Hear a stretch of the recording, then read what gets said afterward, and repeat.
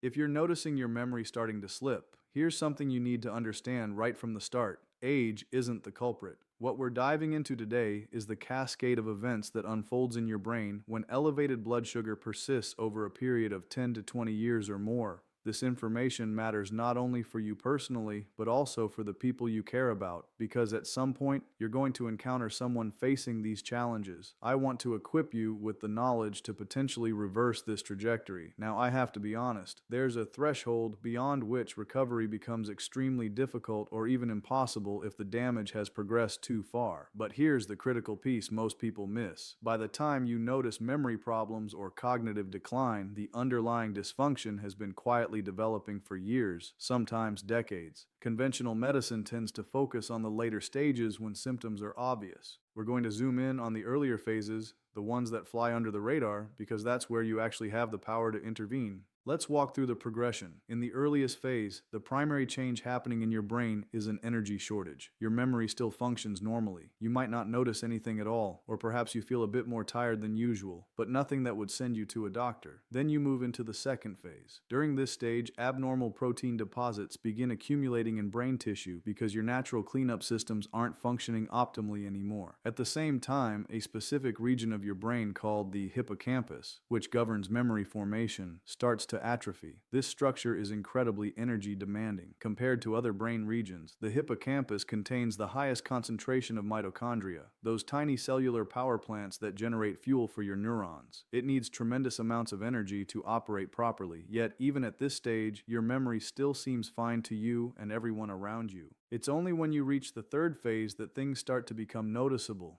You begin having trouble recalling people's names. Your capacity to absorb new information declines. And this can happen when you're only in your 30s or 40s, which surprises most people. Now here's where it gets tricky. As you transition from the third to the fourth phase, you progressively lose your ability to recognize your own cognitive deterioration. At phase 4, your family and friends pick up on your memory lapses more acutely than you do, and this is typically when you receive a formal diagnosis. The frustrating part is that standard medical tests won't detect anything unusual because physicians generally aren't screening for problems in the absence of clear symptoms. Their approach is symptom-driven, so if you're not complaining, they're not investigating. However, if you wanted to detect this early, the test you'd need is called a positron emission tomography scan. That diagnostic tool can identify these changes in the initial stages. You might have heard of positron emission tomography in the context of cancer detection, and it's actually the same imaging technology. When doctors use it for cancer, they're looking for regions in your body that are consuming glucose at an abnormally high rate because malignant cells thrive on sugar. The downside is that this scan costs a significant amount of money, and physicians won't order it unless there's a compelling clinical reason. Without obvious symptoms, insurance won't cover it, and doctors won't recommend it. In Alzheimer's disease and related forms of cognitive decline, the scan reveals the opposite pattern. You see decreased glucose metabolism, which gives us a major clue about what's really going on. Researchers have started calling Alzheimer's type 3 diabetes because fundamentally it's an energy crisis. When you have chronically elevated blood sugar circulating through your system, your body eventually adapts by reducing its capacity to absorb that glucose. The medical term for this adaptation is insulin resistance, and it doesn't just happen in your muscles and liver. It happens in your brain too, so you end up with plenty of glucose in your bloodstream, but your neurons can't access it. It's like having a full gas tank but a clogged fuel line. Think about it this way. If your internal environment becomes toxic, everything struggles to function. Imagine an aquarium. When the water gets contaminated, the fish suffer no matter how high quality the food is or how many treatments you apply to individual symptoms. Until you clean the water, nothing truly recovers. Your body operates through roughly 10 major signaling systems like insulin, cortisol, inflammatory markers, sleep architecture, and digestive function. Each one influences how you feel and perform, but there's usually one signal that's more dysfunctional than the others. Until you address that primary issue, everything else remains stuck. I created a quick 2-minute assessment that identifies which signal is most likely causing problems for you right now. You can find the link in the description. Take the quiz and stop operating on guesswork.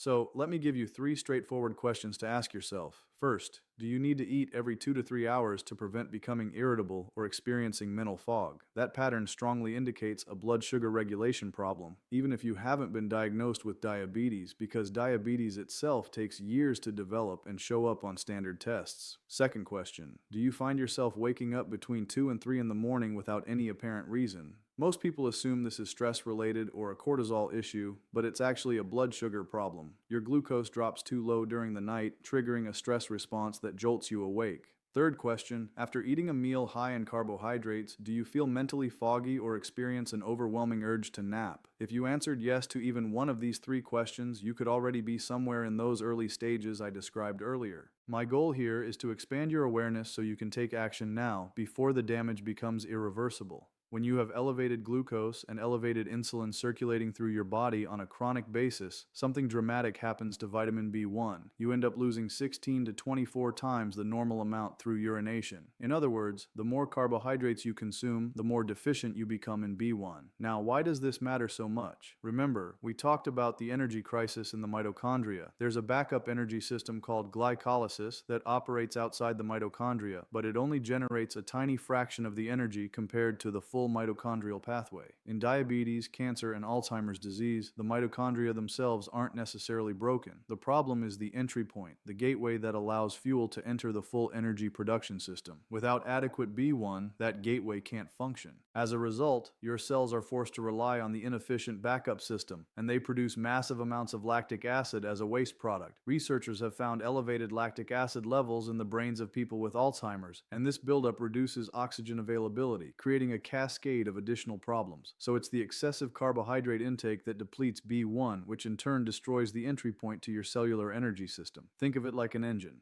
You need a carburetor to mix oxygen with fuel so the engine runs, but you also need a spark plug to ignite the mixture. B1 is that spark plug. Here's something really interesting happening right now. Research teams are actively studying B1 in relation to Alzheimer's disease, and they're specifically testing a form called benfotiamine. I've been talking about this particular form for many years, but now large-scale clinical trials are finally underway. The National Institute on Aging is currently conducting a massive phase 2 trial testing benfotiamine across 50 different research sites. In type 2 diabetes, clinicians have been using benfotiamine to treat peripheral neuropathy, that painful nerve damage in the hands and feet. In many previous discussions, I've explained how benfotiamine works. It helps eliminate the toxic byproducts that glucose generates when it's chronically elevated. It supports the regeneration of myelin, the protective coating around nerve fibers. In clinical practice, I've seen B1 help with nervous tension and anxiety as well. But the fundamental reason people become deficient in B1 is because they're consuming excessive carbohydrates, and those carbohydrates rapidly deplete the body's B1 reserves, leaving you deficient. Look at refined grains like white flour and white rice. More than 85% of the naturally occurring B1 has been stripped away during processing. So when you're eating large amounts of refined carbohydrates, sugar, and starch, you're creating a massive deficit of B1, effectively shutting down the door to your primary energy system. Your body is forced to rely on the backup pathway, which generates far less energy, leaving you chronically fatigued. So regardless of which stage you're currently in, the single most important step you can take is to dramatically reduce your intake of refined sugars and carbohydrates. You can supplement with all the benfotiamine or B1 you want, but if you don't change what you're eating, it won't make a lasting difference. As soon as you consume those carbohydrates, they'll immediately deplete whatever B1 you've supplemented. You absolutely need to combine a reduced carbohydrate approach with benfotiamine supplementation. How much benfotiamine should you take? I don't know the exact dosage they're using in the clinical trials. Here's what I'd suggest. Purchase a benfotiamine supplement, look at whatever dosage the label recommends, multiply that amount by 4, and then divide those doses throughout the day, taking one portion 4 times daily. This approach saturates your tissues with B1, and while you're following a low-carbohydrate eating pattern, that B1 can penetrate your cells and begin repairing your nervous system. If you want to accelerate the process and take things even further, incorporate periods of intermittent fasting. Reversing dementia or Alzheimer's disease requires you to fix the underlying blood sugar dysfunction. If you want the complete framework for addressing this issue with all the specific details, there's additional information available that walks you through the precise protocol. That resource will give you the comprehensive roadmap you need to implement these strategies effectively and see real results.